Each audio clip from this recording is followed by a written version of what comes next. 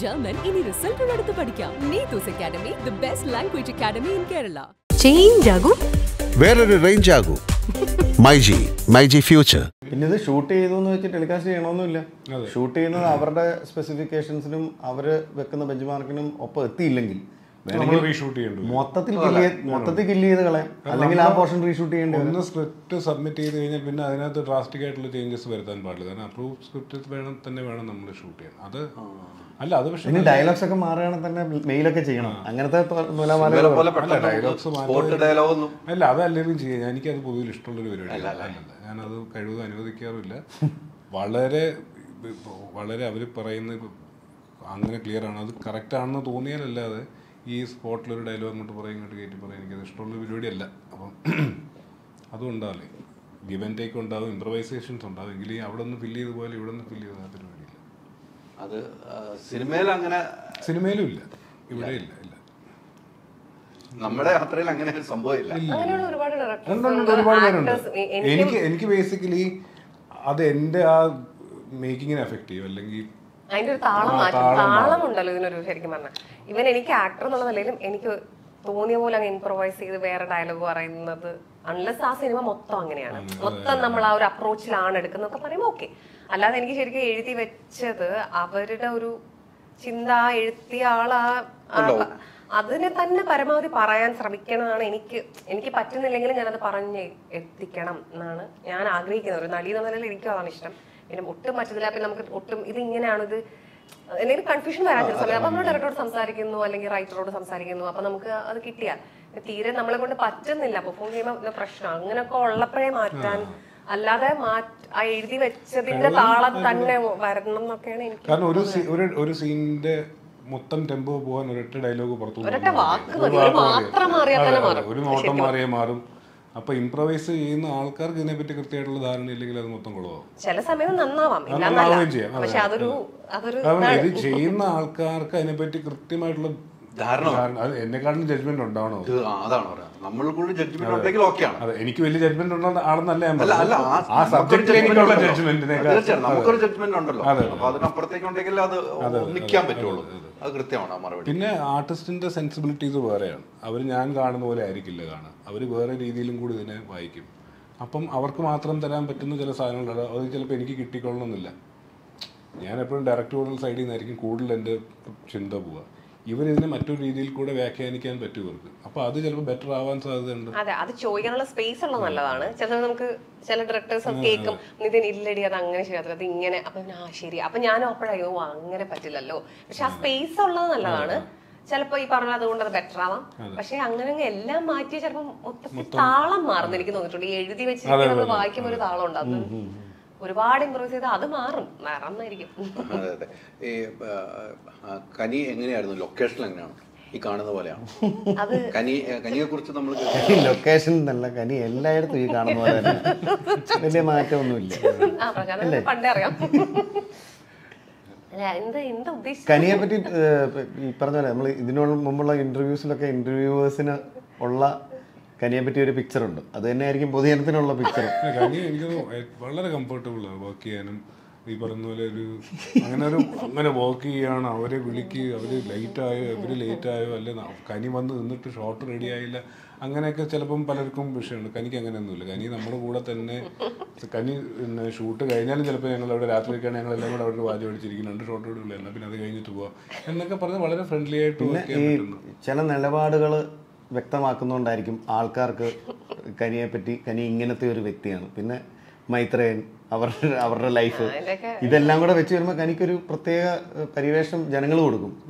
പക്ഷെ കനിയെ അറിയാവുന്നവർക്കറിയാം, കനിയെ സംബന്ധിച്ച് വളരെ ഓർഗാനിക്കായിട്ട് വരുന്ന നിലപാടുകളും ഓർഗാനിക്കായിട്ട് വരുന്ന വർത്തമാനങ്ങളുമാണ്. ഇതിനുവേണ്ടി പ്രിപ്പയർ ചെയ്യുകയോ ആലോചിച്ചു കിട്ടും. പുസ്തകങ്ങൾ വായിച്ചിട്ട് ഞാൻ ഇന്ന് ഈ നിലപാട് പറയാൻ പാടും, അപ്പോൾ അതിന് ഇന്ന പുസ്തകങ്ങൾ റെഫർ ചെയ്തിട്ട് വന്നിട്ട് പറഞ്ഞാൽ കനി എങ്ങനെയാണ്? കനിയെ സംബന്ധിച്ച് ഇങ്ങനെയൊക്കെ ചിന്തിക്കുന്നുണ്ടെന്ന് പറയുന്നത് തന്നെ കനിയെ സംബന്ധിച്ച് അത്ഭുതമായിരിക്കും. പെർസെപ്ഷൻ. ഇപ്പം ഞാൻ കനി ചെയ്തത് നന്നാവെന്ന് വിചാരിക്കുകയും എന്നാൽ കനിയെന്ന് വിളിച്ചാലോ, അപ്പൊ ഞാൻ വെച്ചു ഇവളിതൊക്കെ ചെയ്യുമോ നമ്മളെ വിളിച്ച് ഞാൻ തോന്നിയിട്ട് അവൾക്ക് എന്നെ പറ്റില്ല, എനിക്ക് അവളും പറ്റില്ല. അപ്പൊ അവൾ ആദ്യം അടിച്ചു നോക്കുന്ന കസബ കാവലി അല്ല നമ്മൾ ചിന്തിക്കുന്നതല്ലേ. ആ ഇവന് അടിപ്പടമൊക്കെ അടിച്ചത് നോക്കണ്ട, എനിക്ക് ഓൾറെഡി അറിയാം. അങ്ങനത്തെയൊക്കെ മെയിൻ സ്ട്രീം പടങ്ങളൊക്കെ ചെയ്യുന്നത്. ഇപ്പൊ ഞാൻ ഇവിടെ നിൽക്കുന്നത് ഇവനെന്തായിരിക്കും, ഇവനെന്താ എൻ്റെ അടുത്ത് കഥ പറയാമെന്നൊക്കെ വിചാരിക്കോ? ഒന്ന് എനിക്ക് മെയിൻ സ്ട്രീം സിനിമയാണ് ഇഷ്ടം. എനിക്ക് ശരിക്കും ഞാനുള്ള എന്താണ് ഇൻഡിപെൻഡൻസ് സിനിമ എടുക്കുന്നവരത്തൊക്കെ അടി തന്നെ ഇതിനാണ്. എനിക്ക് ശരിക്കും തിയേറ്ററിൽ സിനിമ ഇറക്കണം എന്ന് ചിന്തിച്ച് എഴുതുന്ന ആൾക്കാരുടെ അടുത്താണ് എനിക്ക് പേഴ്സണലി ഉള്ള ബഹുമാനം. കാരണം അതിന് വേറൊരു പണിയുണ്ട്. ആ പണീനെ ഞാൻ റെസ്പെക്ട് ചെയ്യുന്ന ഒരാളാണ്. മറ്റത് റെസ്പെക്ട് ഇല്ല എന്നല്ല, പക്ഷെ ഒരു ഇൻഡിപെൻഡന്റ് അല്ലാതെ എടുക്കുന്നൊരു നമ്മൾ എന്തോ ഒരു അടി പോലെ തോന്നും ചില സമയത്ത് സംസാരിക്കുമ്പോൾ അവരോട്.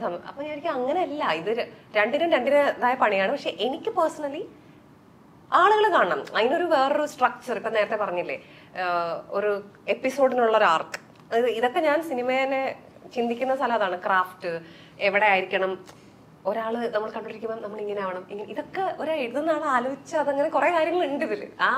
അതാണ് എന്നെയൊക്കെ ആകർഷിക്കുന്ന കാര്യങ്ങൾ. നമ്മൾ ഒരാളെ വരച്ച വരയിൽ ഈ ആൾക്കാരെ ഇങ്ങനെ കൊണ്ടുവന്നൊക്കെ നോക്കുന്നു, ചിലപ്പോൾ അതൊന്ന് ഫുൾ പൊളിഞ്ഞു പോയിരിക്കും. പക്ഷെ നമ്മുടെ ശ്രമമാണല്ലോ അത്. ഒരാളെ ഞാൻ പറയുന്നത് ശ്രദ്ധയോടെ ഇവരെ കൊണ്ട് കേട്ടിരിക്കാൻ പറ്റുമോ? ഒരു ആക്ടർ ആണെങ്കിൽ ഒരു മോണലോഗ് കിട്ടിക്കഴിഞ്ഞാൽ അവരത് പറഞ്ഞ ആ കോൺസെൻട്രേഷൻ നിർത്തണം. ഇപ്പൊ ഉർവശി ചേച്ചിയൊക്കെ ഇപ്പോൾ ഉള്ളൊക്കെ കണ്ടപ്പോൾ അതിൽ നല്ല രസമുള്ള കുറെ സീനില് മാം ഇങ്ങനെ പെർഫോം ചെയ്ത് ഞാൻ നോക്കണം, അവര് നമ്മൾ ആരും വേറെ ഒന്നും ജീവിതത്തിൽ അപ്പൊ ആലോചിക്കാതെ അത് മാത്രം കണ്ടിരിക്കുന്നു. അങ്ങനെയൊക്കെ ഉള്ളതാണ് ഇതിൽ ഏറ്റവും നമ്മൾ ആകർഷിക്കുന്ന കാര്യങ്ങൾ. അവന് ആ രീതിയിൽ എനിക്ക് അങ്ങനെ എന്നെ വെറുതെ അല്ലെ തന്നെ ആളുകൾ പറയും ഞാൻ ചൂസ് ചെയ്തിങ്ങനെ. ഞാൻ സത്യം പറഞ്ഞാൽ എനിക്ക് തിയേറ്ററിൽ ഇറങ്ങുന്ന സിനിമ എടുക്കാൻ ആഗ്രഹിക്കുന്ന ആളുകളോട് വർക്ക് ചെയ്യാനാണ് എനിക്ക് പേഴ്സണലി. എനിക്ക് മാത്രമല്ല എൻ്റെ ചുറ്റുമുള്ള ഞങ്ങൾ പല കൂട്ടരും എപ്പോഴും പറയും നമുക്ക് അതാണ് ഇഷ്ടം. മറ്റേ സിനിമകൾ മോശമോ ഈ സിനിമ മോശം അങ്ങനെ ഓരോരുത്തരുടെ ഓരോ എക്സ്പ്രഷനാണ്. എനിക്ക് പേഴ്സണലി ഇതാണ് ഇഷ്ടം. അപ്പൊ ഞാൻ അങ്ങനെ ഒന്നും വിചാരിച്ചില്ല. ഞാനിങ്ങനെ നിതിനെന്താ എന്നെ വിളിച്ചേ, കാരണം എന്നെ അങ്ങനെ ആരും വിളിക്കാറില്ല. അപ്പൊ ഞാൻ എന്നെന്താ അങ്ങനെ ആലോചിച്ചു കേട്ടോ, അതോ മാത്രമേ ആലോചിച്ചു. എന്നെ അങ്ങനെ വിളിക്കാറില്ല. പക്ഷെ ഞാൻ ഈ പെർസെപ്ഷനിലാണ് ഞാൻ വിളിക്കുന്നതും സംസാരിക്കുന്നതും. പക്ഷെ സംസാരിച്ചു കഴിഞ്ഞപ്പം ആണ് ഇപ്പൊ ഇവിടെ എങ്ങനെയാണോ അങ്ങനെയാണ് എന്ന് മനസ്സിലായത്. നമുക്ക് നേരിട്ട് കുറച്ചുകൂടെ മനസ്സിലായിരുന്നു. ആദ്യമൊക്കെ ഞാൻ പേടിച്ചു നേരിട്ട് ഞങ്ങൾ ലൊക്കേഷന്റെ എപ്പോഴേ കാണാൻ പറ്റുള്ളൂ. അപ്പൊ പിന്നെ ഒരു 5 മിനിറ്റ് തന്നെ ഓക്കെ. അല്ല പക്ഷെ പ്രശാന്ത് പറഞ്ഞില്ല, എനിക്കും കംഫർട്ടബിൾ ആയിട്ടുള്ള സെറ്റിൽ ചിലപ്പോ അത്രയും സ്വഭാവം ഇതാണെങ്കിലും നമുക്ക് അത്രയും കംഫർട്ട് എല്ലാവരും തോന്നുമ്പോൾ നമ്മൾ ഫുള്ളി റിലാക്സ് ആവും. അങ്ങനെ ഫുള്ളി റിലാക്സ്ഡ് എല്ലാ സെറ്റിലൊന്നും ചിലപ്പോൾ പറ്റണമെന്നില്ല. എല്ലാവർക്കും ഉണ്ടാവണമെന്നില്ല. അതെ അതെ അത് എനിക്ക് മാത്രമല്ല, അതെ അതെ ഉറപ്പായിട്ടും. ചില എനിക്ക് മലയാളത്തിൽ അങ്ങനെ പണ്ടെങ്ങാനും ചിലപ്പോൾ അങ്ങനെ കംഫർട്ട് അല്ലാത്ത സെറ്റ് ഉണ്ടായിട്ടുണ്ട് പണ്ടൊക്കെ. പക്ഷെ ഇപ്പൊക്കെ ഞാൻ ഇപ്പൊ മനു അശോകന്റെ സീരീസ് ചെയ്യുന്നിടത്തൊക്കെ എനിക്ക് ശരിക്കും അങ്ങോട്ട് പോകാൻ തോന്നുന്നു. നമുക്കപ്പോൾ രാവിലെ എനിക്കിപ്പം പ്രശാന്ത് നേരത്തെ പറയാം നമുക്ക് രാവിലെ പോവാം, എല്ലാവരും നമ്മൾ കുറെ തമാശ പറയും. അങ്ങനെ റൂമിലിരിക്കുന്ന ഇത്രയും മടുപ്പുള്ളൊരു കാര്യമില്ല നമ്മുടെ ഇതുപോലത്തെ ലൊക്കേഷനുകളിൽ.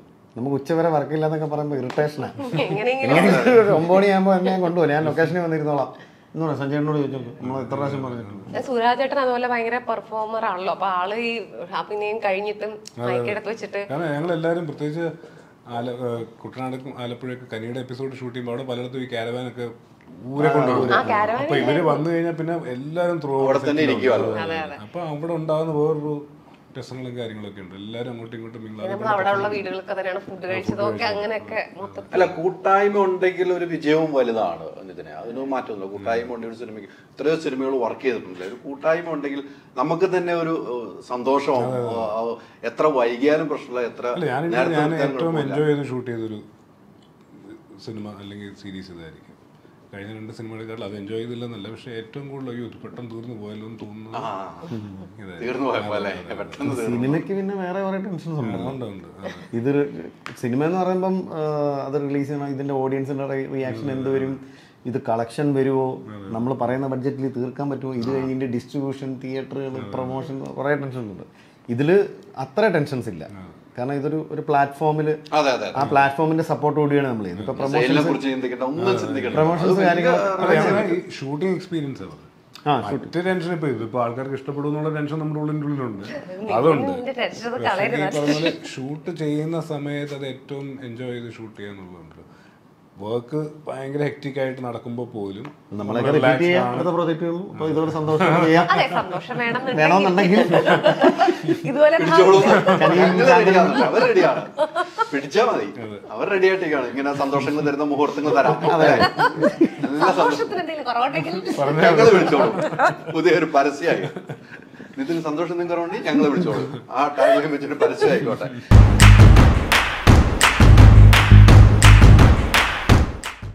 ജർമ്മൻ ഇനി റിസൾട്ടുകളെടുത്ത് പഠിക്കാം. Neethu's academy, the best language academy in Kerala. വേറൊരു റേഞ്ച് ആകൂ. മൈജി ഫ്യൂച്ചർ.